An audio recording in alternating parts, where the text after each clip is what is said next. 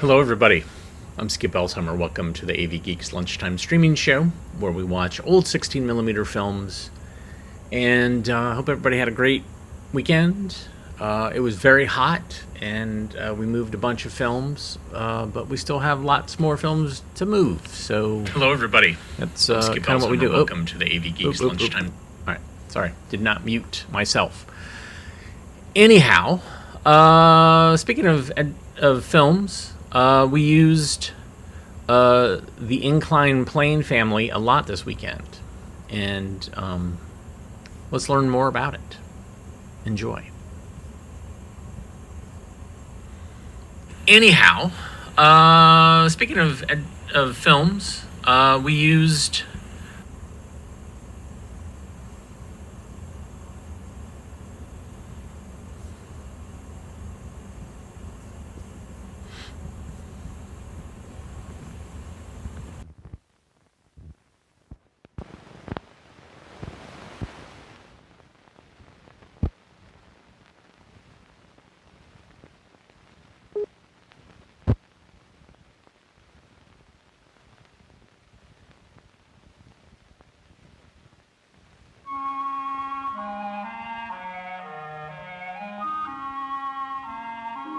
Many centuries ago, men were able to construct great buildings using only the simplest of tools. The engineers of the past were able to erect impressive temples and public buildings because they had learned to make use of many simple machines. One of these machines was the inclined plane.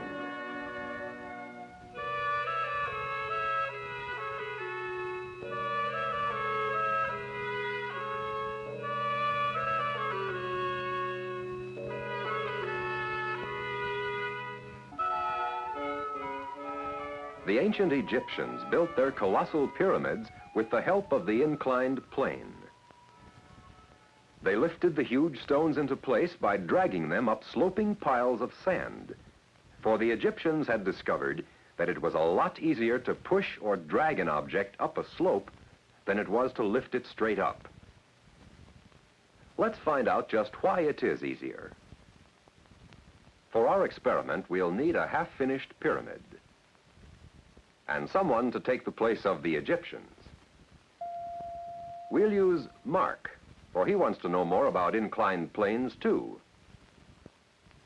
First of all, he's going to build up the pyramid by himself.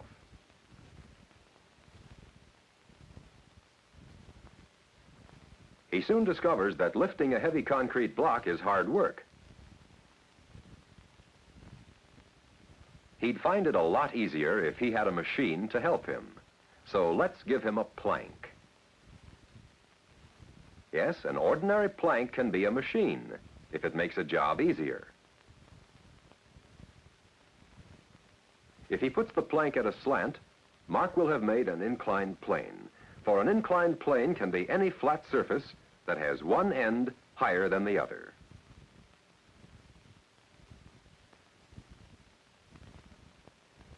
Mark will find the work a lot easier now that he can push the heavy block up a slope. It's easier because it takes less force. We'll prove that it takes less force in our next experiment. We'll need a board for our inclined plane and a brick to take the place of the concrete block, a spring balance to measure force, and of course, Mark. The brick weighs 6 pounds. So if Mark lifts the brick straight up, he has to use a force of 6 pounds. Now we'll see what force it takes to pull the brick up the slope. With the brick being supported by the board, we only need to use 4 pounds of force, 2 pounds less than when the brick was lifted straight up. But how far do we have to move the brick each time? If we lift it straight up, we move the brick about 14 inches, which is the height of the books. Using the inclined plane, however, we have to move the brick well over a yard. In each instance, the brick is raised 14 inches above the table. And although we needed less force when we used the board, we had to move the brick a greater distance.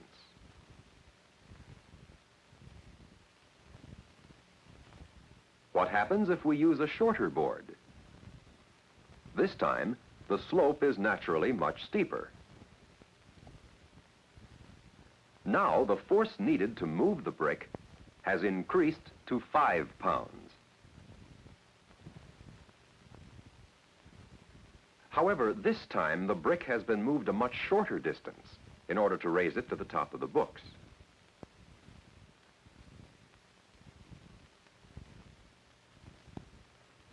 Now watch what happens when Mark tilts the board even more. As the board goes up, it supports less and less of the weight of the brick. Until finally, when it's straight up and down, the board doesn't take any weight at all, and the force needed to lift the brick is the full 6 pounds.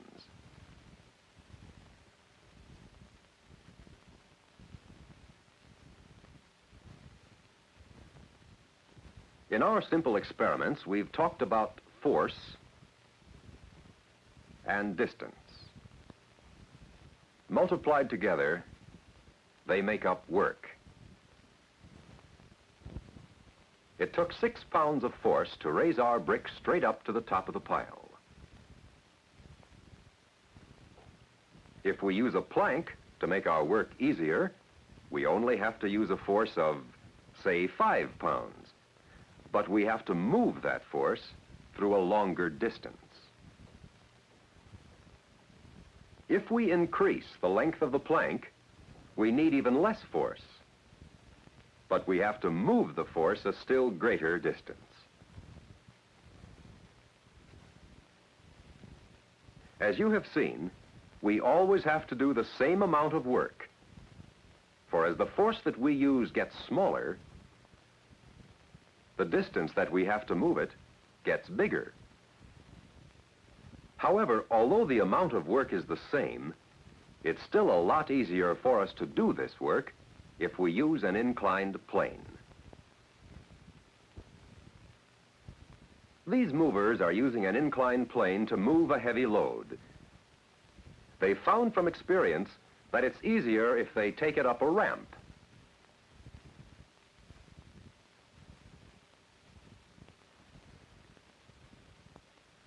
A wedge is another type of inclined plane.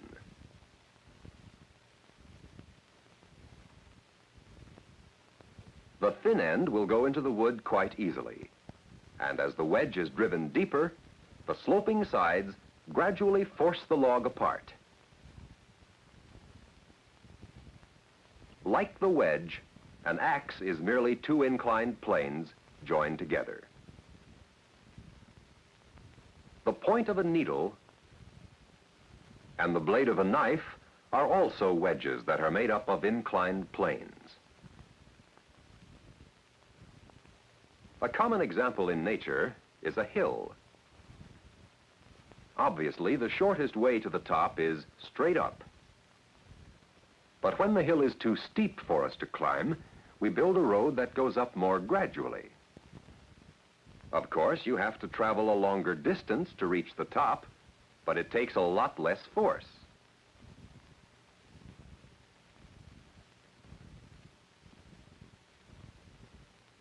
This wood drill is very like our winding road. Here's the gradual slope of the inclined plane winding its way to the top.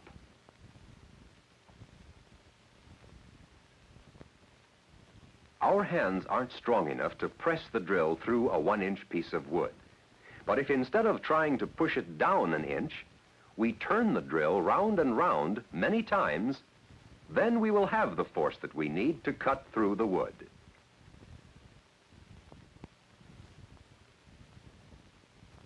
Like the winding road, we've had to pay for the force that we needed by moving that force through a long distance.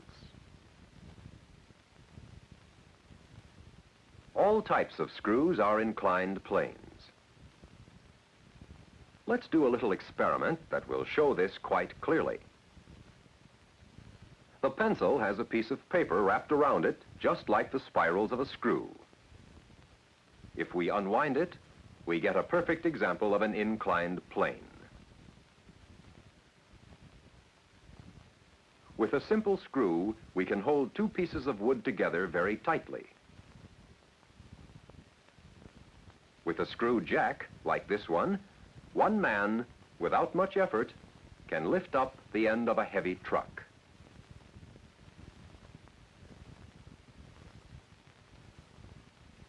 The inclined plane, the simplest of all machines, has been in use for centuries and has helped to make our work easier in countless different ways. As a ramp, it helped Mark build his pyramid. And it helped the movers load their truck. It can take the form of a wedge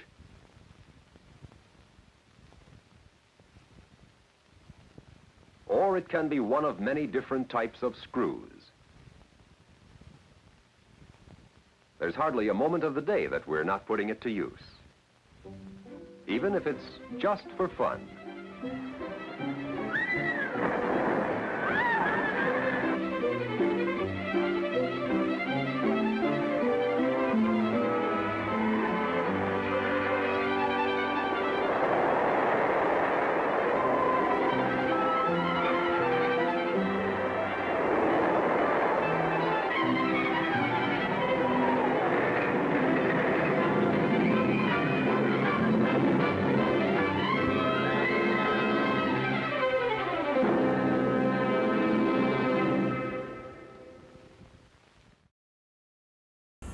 So it was Mark that built the pyramids.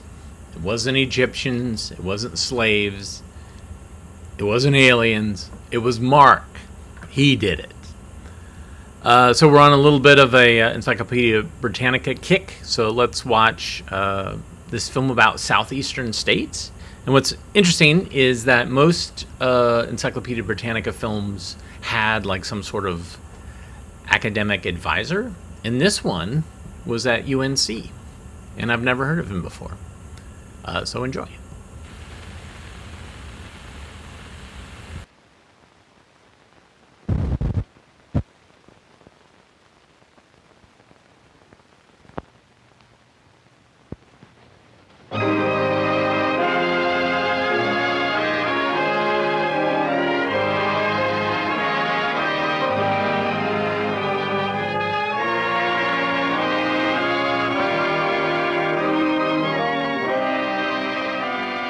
This is the familiar look of the Southeast land. Climate and soil are its two distinctive features, the subtropic to temperate climate and the potentially productive soil. The Southeast is also a place of large natural river systems, the highest mountains east of the Rockies, rolling hill country, bluegrass country, and even rock plateaus. But geographically, the region's chief distinction is its warm climate and abundant rainfall, and its growing season, longer on the average than any comparable area in the United States. The southeastern region is one of the 6 major regions into which we may divide the United States. Politically, it is marked off into 11 separate states: Virginia, North Carolina, South Carolina, Georgia, Florida, Alabama, Mississippi, Tennessee, Kentucky, Louisiana, and Arkansas.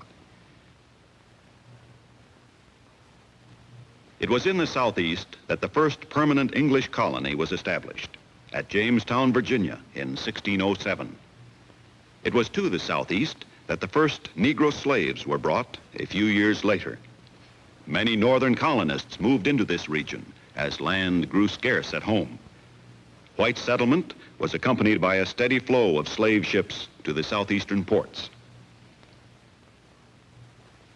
Gradually, a plantation system developed. New lands were cleared for tobacco. Cotton spread across the south. Cane prospered in the delta, and land northwards was planted in corn. This produce was shipped to market by flatboat and later by steamboat. Cotton had become king. But by 1860, the basically wasteful one-crop system could not compete with the growing industry of the rest of the nation. The economic and political conflict could not be settled except by war. For the Southeast, a whole way of life suddenly changed. Along with much that changed, much remains. The landmarks are still there. Washington's Mount Vernon, Jefferson's home at Monticello, the monuments to Lee, great general and educator. Today, an expanded and mechanized agriculture is still the greatest single occupation of the Southeastern people. About 1/3 of the total population live by farming. An equal number outside the cities who do not farm are classified as rural non-farm.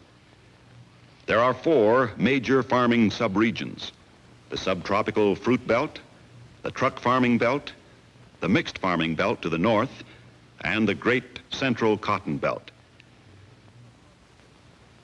The subtropical fruit belt includes the huge citrus groves of Florida, Mississippi, and Louisiana, and the cane and rice fields of the deep south. From the truck farming belt along the entire coast, vegetables are now shipped to local markets and to markets in colder regions. On the uplands of the mixed farming belt grow corn, small grains, peaches, apples, and other fruits that have long characterized the southern Appalachian area. Here, too, cattle are raised. The cotton belt, however, is still the most extensive subregion.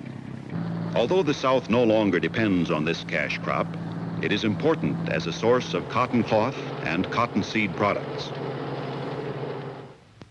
In addition to the plantings of cotton, winter wheat, and corn are the tobacco crops. This leading southeastern cash crop has been a major product for more than 3 centuries.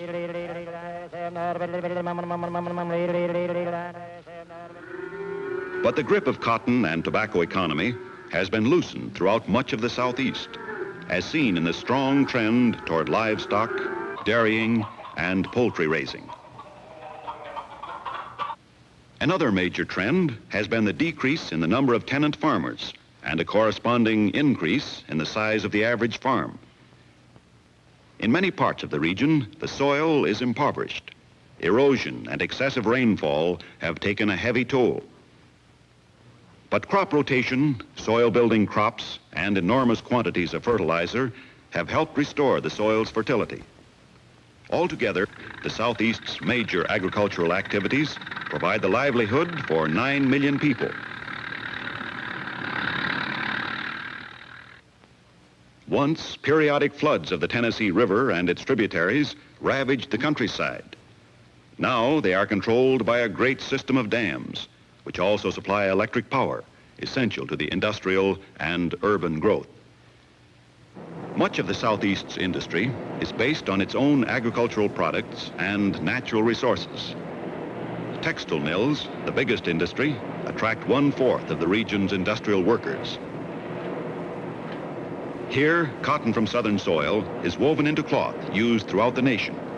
Although textile manufacture was once a New England monopoly, today the Southeast's cotton spindles greatly outnumber those of the Northeast. Cottonseed has become a valuable industrial byproduct, yielding vegetable oils and 1/3 of the nation's protein meal feeds. The region's tobacco crops supply its factories, which turn out the world's largest number of tobacco products. More and more foods grown during the long season are processed locally before being shipped to northern markets. The forests are still a rich resource in the Southeast. From these forests come logs to be converted into furniture, lumber, and paper products. Into the steel mills of Birmingham flow southern coal and iron from nearby sources to feed the furnaces. Here, deep in the South, is the source of roughly 10% of the nation's annual output of iron and steel. Aluminum ware is among the newest southeastern products. And Arkansas's mines supply about 90% of the nation's bauxite, our biggest domestic source of aluminum. The Southeast provides a growing market for the goods of other regions. As a producer, the Southeast sends out cotton, both in unpressed bales and in the form of finished textiles, cigarettes, cigars, and pipe mixtures, vegetables raised on its truck farms, fruit from its upland orchards and subtropical citrus fruit farms, lumber, furniture, and aluminum. Into the Southeast flow goods from the other regions. From the Northeast, machine tools, small manufactures, shoes, steel, locomotives, and investment capital. From the Middle States, automobiles, farm machinery, and wheat products. From the Northwest, metals, wool, and wheat. From the Far West, motion picture films, seafood, certain fruits and vegetables. From the Southwest, cattle and petroleum. So in what it sends out, cotton, tobacco, fresh and processed fruits, and vegetables and forest products, and in what it receives in turn from other regions, the Southeast reflects an increased balance of its industry and agriculture. The pattern of rural and urban life has changed, and yet sections of the Southeast retain much of an essentially rural style of life. The farmhouse in the fields, the cabin on the hillside, the small country school or the newer consolidated school, the local country store and gas station, the church down the road, the courthouse square on a Saturday afternoon. In contrast with this pattern, an urban way of life has developed in the Southeast. In cities like Birmingham, Richmond, and Atlanta, this fairly recent urban way of life is seen in the homes, in the schools, the churches, in the size of shopping districts and tourist facilities, in the industrial activity. The trend to the city continues. Already there are 5 cities of over 300,000 and 15 other cities with over 100,000 people. But the Southeast today is known for the region where new techniques and diversified farming have revitalized agriculture, where industry, coming into its own, has harnessed the power of rivers to create new sources of revenue for the region. There are continuing problems, and yet there are new promises for all. The South has assured its future by providing education through public schools, colleges, and state universities. These benefits have reached the entire population, raising every standard in the region. The Southeast, 31 million Americans living and working in a region of long tradition, of achievement, and of great promise.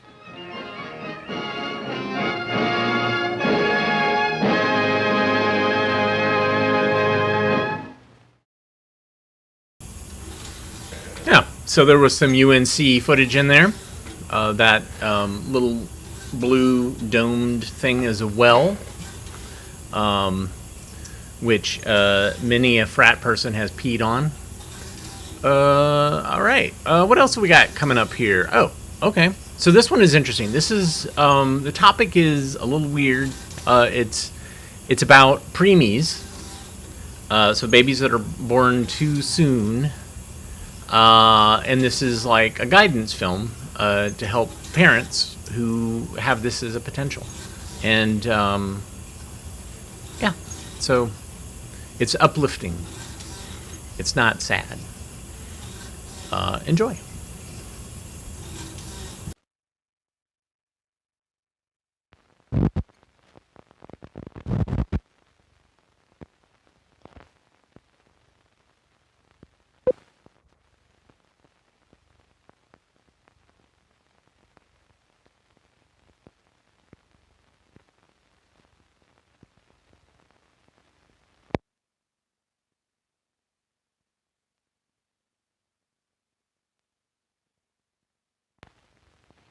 Oh, I remember when I was a teenager, early teens, I thought that 8 kids would be nothing. It would be wonderful to have all these little children, because I came from a small family, and to have a lot of children, and it would just be fun and games in the station wagon and the whole bit. And I thought it was going to be easy.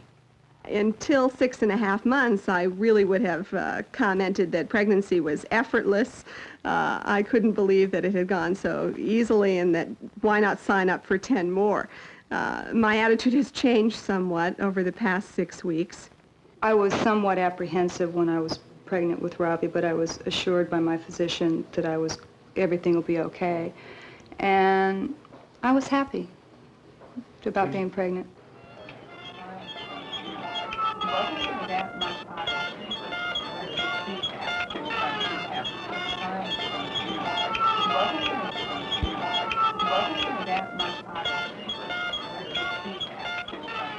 They thought it was going to be easy, but the awful reality threatening these women and many others is premature birth, a baby born too soon, long before the full 9-month term. Prematurity is the major obstetrical challenge of the 1980s, but until recently, it has been a losing battle. For decades, and despite all efforts, the nationwide rate of prematurity has remained a stubborn 7%. It causes the death of up to 90% of all otherwise normal babies, and many who survive face problems which plague them all their lives. But a breakthrough came at the University of California in San Francisco in an experimental program funded by the March of Dimes and headed by Dr. Robert Creasy. Is that if there's an underlying anomaly, the risk is increased. The success of the program depends on the constant involvement of doctors and nurses with the patient. It also requires the earliest identification of women who may be in danger of having a premature birth. But as so often happens, you don't find out about that until after she's pregnant. We introduced the program in early 1978. In 1979, we had a most significant reduction, down to about 1/3 the number of preterm births that we were having before, and in 1980, roughly about half the number of preterm births that we were running before. Bed rest is an essential precaution for patient Gail Weaver, at risk of having a premature baby because her mother was given the drug DES when she was carrying Gail. When we established that we were pregnant in late January, and we went in shortly thereafter for our first visit, the history that's taken on each individual woman is then subjected to a scaling system to see whether, according to certain factors in one's life, one might be termed high risk. I had enough of those factors to cause me to fall into that particular classification. Well, we look at a number of different risk factors. Some of them are socioeconomic, such as whether or not you may be from a very low or a low socioeconomic group.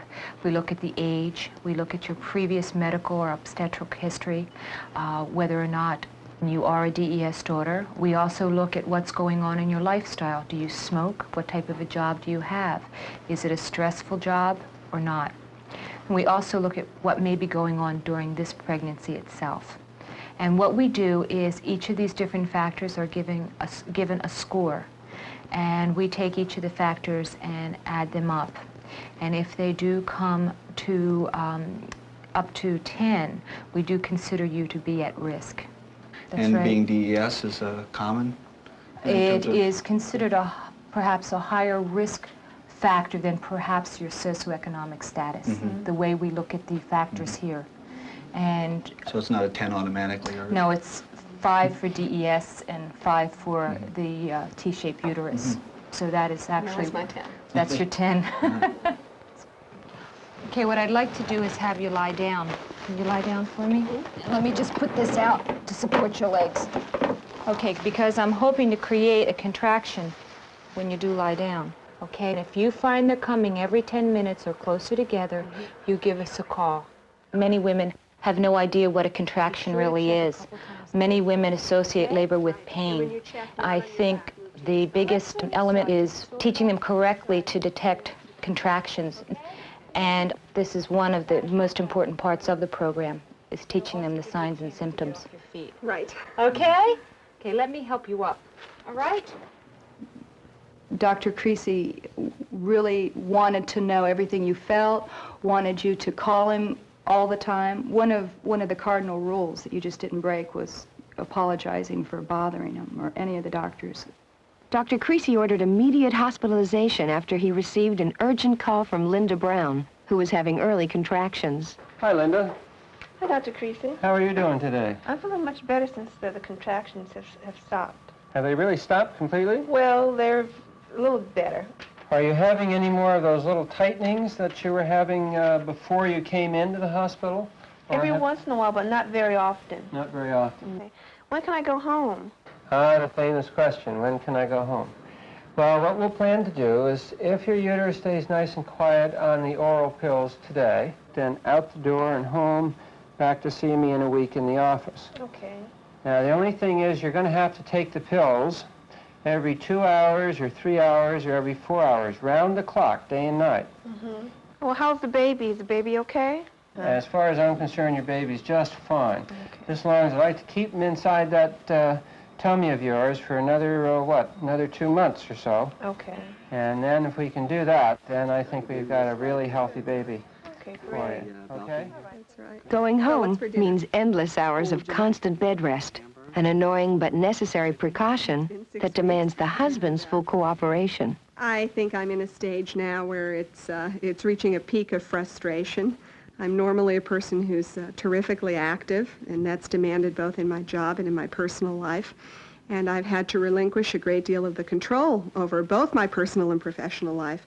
It's hard to turn from being a very independent person to being a totally dependent person. Well, it's been very difficult. Just logistically, I've had no appreciation up until this point, or very limited appreciation of what it's like to coordinate a whole household. Did you get to the bank today? Didn't get to the bank today either. Tomorrow, maybe? And the tires have not been changed. The post office? I haven't gotten to the post office either. In fact, I haven't gotten to any of the things that were on the list, which I seem to have lost. For the Weavers, all the bother, worrying, and waiting was worth it. Gail went full term and delivered a healthy baby girl, but it was touch and go in the final stages. At the beginning of the 7th month of our pregnancy, when we were having difficulties with preterm contractions, the doctors prescribed Ritodrin, which inhibits contractions and helps to stabilize people who are experiencing preterm labor difficulties. I was put on the Ritodrin and took the dosage every 4 hours, morning, noon, and night, for 12 weeks. 2.5 days before Jessica was born, I had ceased taking the Ritodrin, and of course we attribute Jessica's birth at almost 38 weeks to the fact that I was on a steady program of bed rest, which was complemented by the Ritodrin. The fact that we've had such a positive outcome makes me a staunch and firm believer in everything that we learned as part of the preterm program. Luke Duke, huh? Thanks to the new Creasy program, Jerry Dito also had a healthy child, Anthony. The last time around, she was not so fortunate with her oldest son, Nicholas, born prematurely before the program got underway. Nicholas suffered neurological damage. He is warm and affectionate, but slow for his age. His birth made his mother all the more concerned when she got pregnant again, and so she joined Dr. Creasy's program. I'm one of these type of people that doesn't like to bother anybody, so they really had to pound it into me at any time, day or night. You call us and you get in here. You know, you've got that baby's life at stake. By the time I delivered Anthony, it was at 36 weeks. So I had been held off for 10 weeks, 10 very important weeks.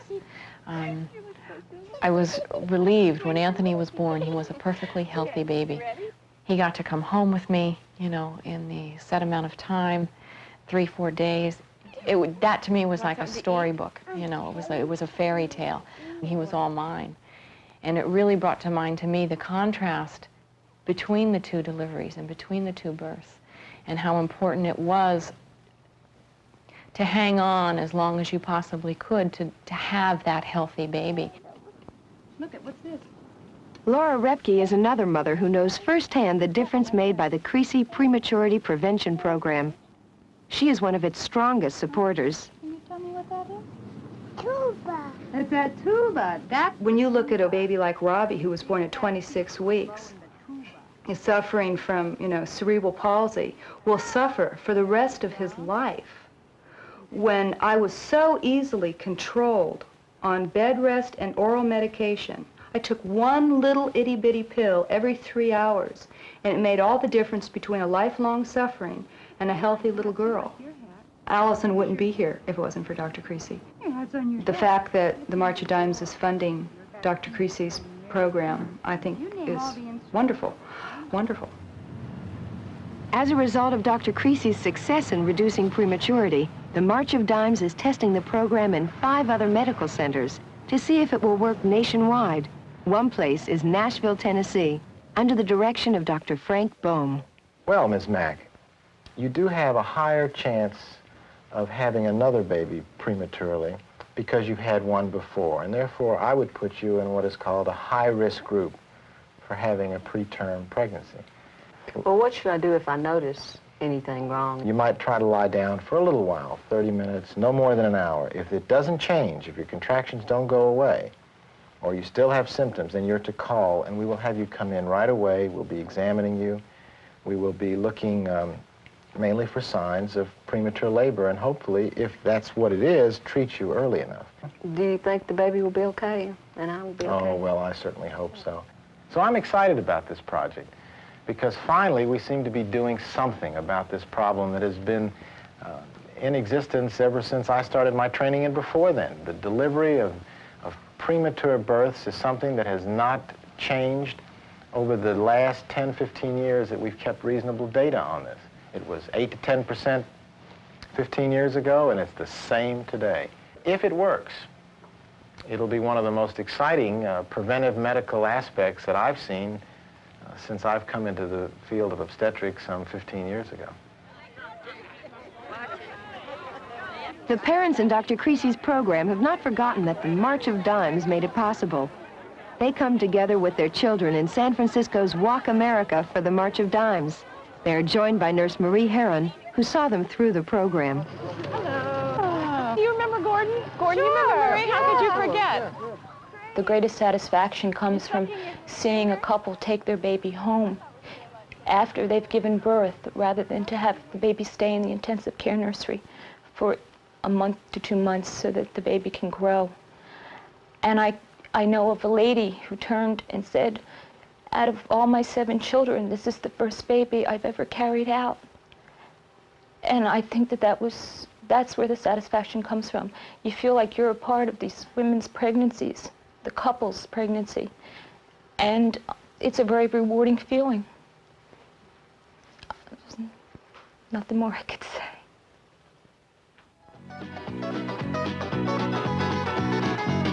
Being born, given the chance to walk your own way and to leave your special set of footprints on the sands of time.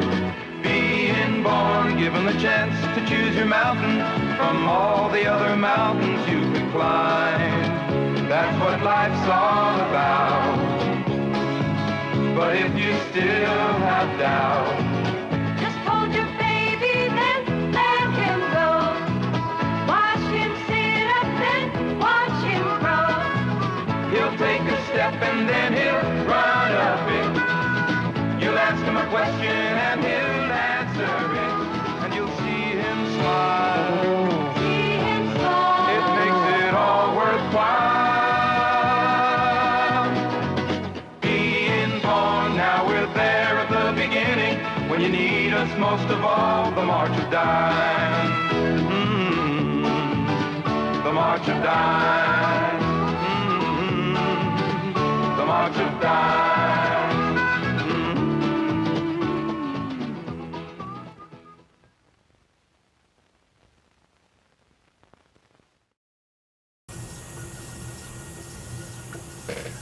So maybe if I got like a perm like right here and like had it kind of clumped out and then kept this just a little wavy, maybe I could have that doctor's hair. Like that was really something. Beautiful curly hair. His mom was so proud. Wow, thanks everybody for sharing stories about your births. You know, I'm sure we all know people, including ourselves, who maybe had some complicated birth stories. And I'm happy that you're all here to be with us. All right, this is a Canadian film. Only because I know this because I saw the credits, and they were all thanking people in Ontario. So here's Companions. Enjoy.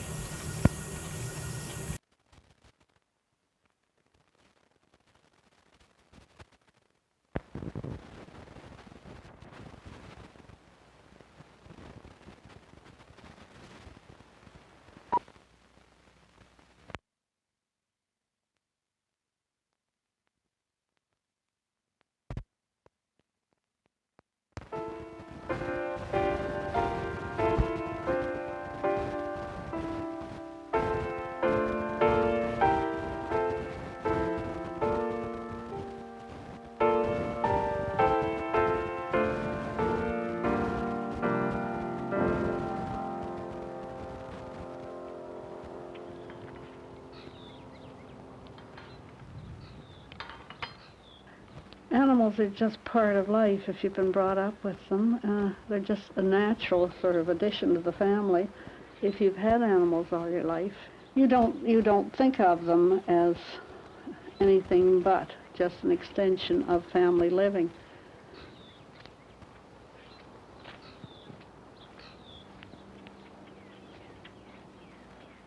The Society started this program of visiting senior citizens' nursing homes in November of 1980.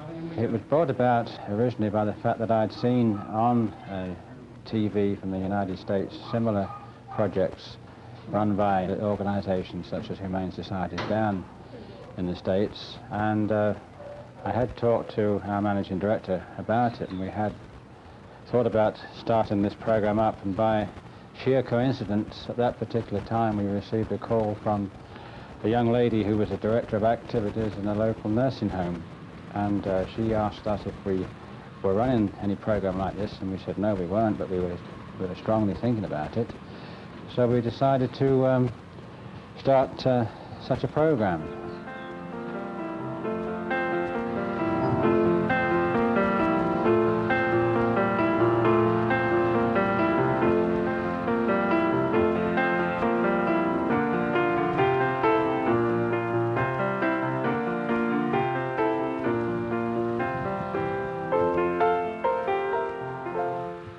I know before they had such stringent laws, I used to take an animal whenever I went to visit in the home. And I didn't have to speak, I just entered. And everybody converged on me, and I was practically knocked down on the rush for the dog. So that now when I see no pets on the door of these homes, I really worry.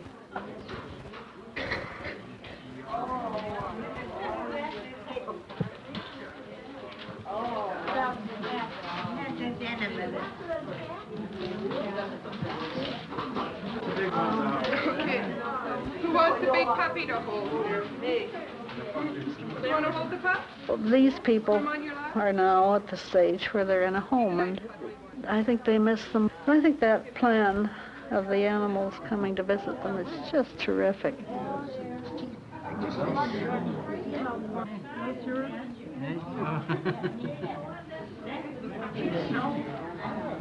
I don't want to kiss him. Hmm? I don't want to kiss him. No, you don't want to kiss I him? don't want to kiss him. No.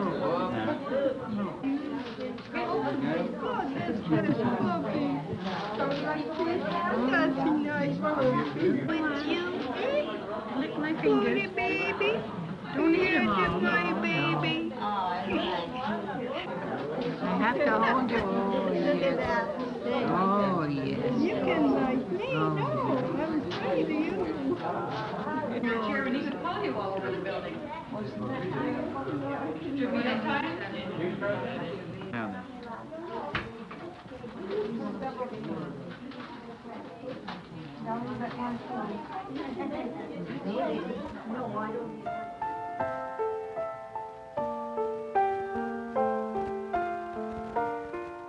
just to hold an animal reminds you of so much.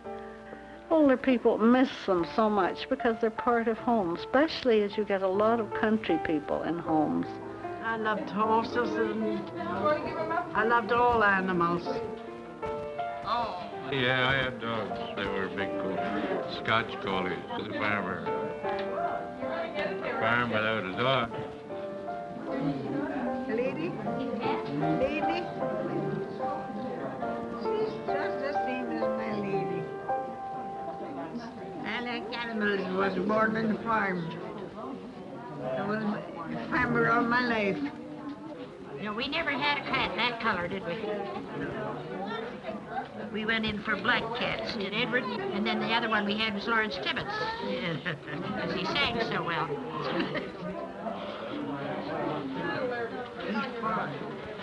You're purring, I hear you. I hear you, Blondie. You're Blondie. One home did it, and something happened in the home. It became much more alive.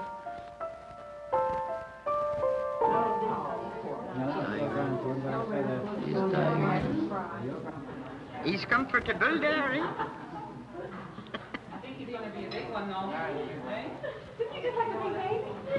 If I was home, I would bring him with me.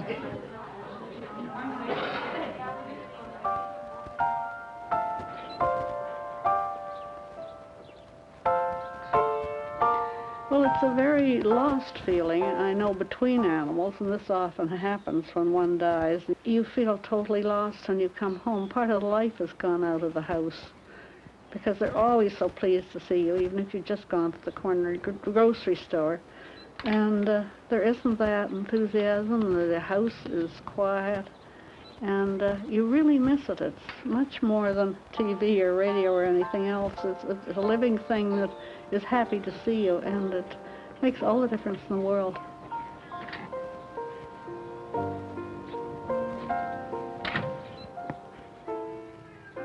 The more I hear about apartment living, it seems that you're more separated from your neighbor than even when you're living in a house, because you protect your own privacy.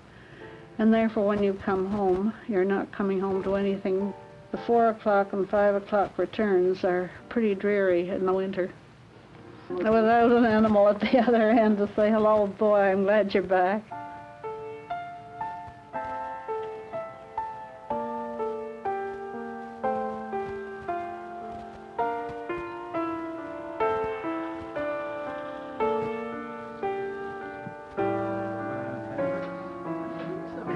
One old lady was very keen about her dog, and her nephew took him when she had to go into the home, and she couldn't come out to see the dog. So he decided that he would get that dog in no matter what. So he pretended he was blind, and they never knew he could see all the time he visited his aunt. And he would come in with the dog, following the dog. He wasn't a seeing-eye dog at all. He was just anxious to see his mistress. And so in they went, and they had a lovely time, and then out they came again. And so she was happy to know the dog was all right. The other day I met Laverne and Shirley, and they were two of the plainest cats I've ever seen. And they were wearing collars, and they were walking down the hall of a home, and they were having a pancake party. And Laverne and Shirley were as much a part of that party as the people were. And, you know, everybody looked so pleased to see them, and they looked pleased with themselves. So it's really very nice to see that happen. It wouldn't have happened 2 years ago. Go and visit. You're gonna be a big lad, aren't you, eh? Right? Yeah, gonna be a big lad, eh? Look at the paws on you, look. You're gonna be a big lad, yeah. Yes. Are you lonesome? Oh, you better stay here with me. You better stay for a minute. You better stay for a minute. There you are. There you are.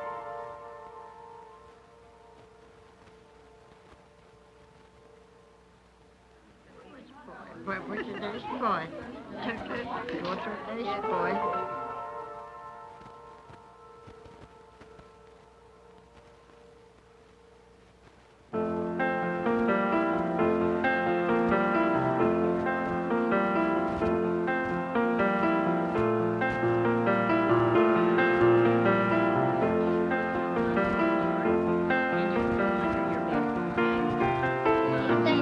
cute, wasn't they?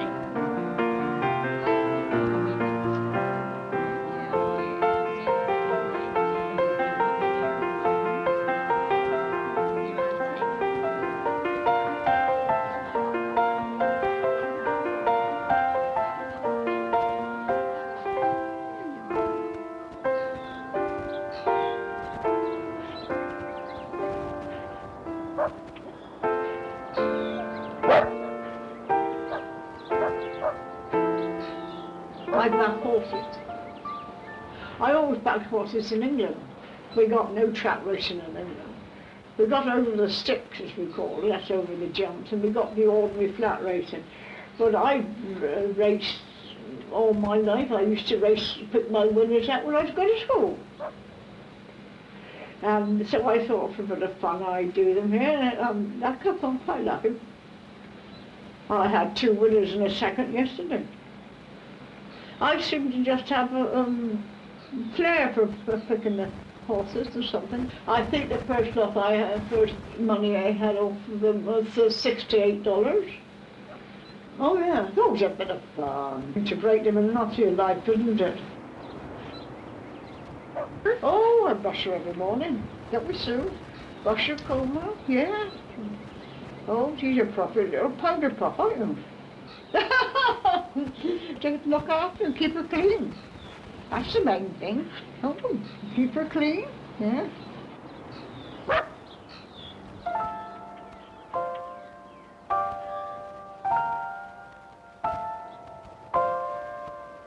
I don't think there's anything nicer than having an animal to come home to, because people say that, you know, the evening and the nighttime are the hardest when there's nobody there.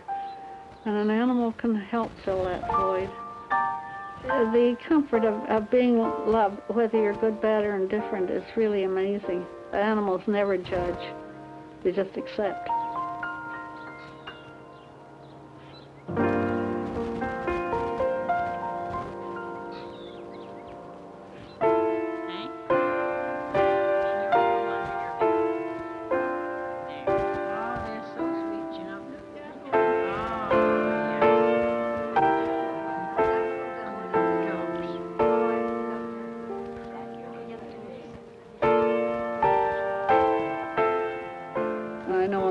Woman who wanted to see her dog before she died, and they wouldn't let it in the door to go to the bed. And I think that's a crime. But it shouldn't happen. It shouldn't have to happen.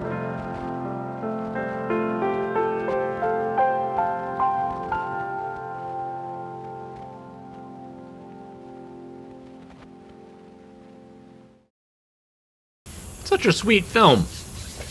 I know people who have lost their husbands, well, so I know women who've lost their husbands, and they have dogs, sweet dogs, and cats, that are their friends and kind of help them out. I mean, they have social lives, but they have their day-to-day is with dogs, and they're not old,